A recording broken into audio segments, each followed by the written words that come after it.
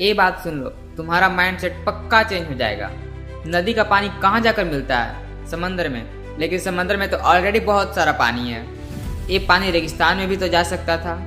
But no, that the rules of nature. इस दुनिया में जिसके पास जो ज़्यादा है उसे वही ज़्यादा मिलता है। गरीब को गरीबी, अमीर को अमीरी और ओवरथिंकर को ओवरथिंक करने के लिए 5 रीजन मिल जाते हैं।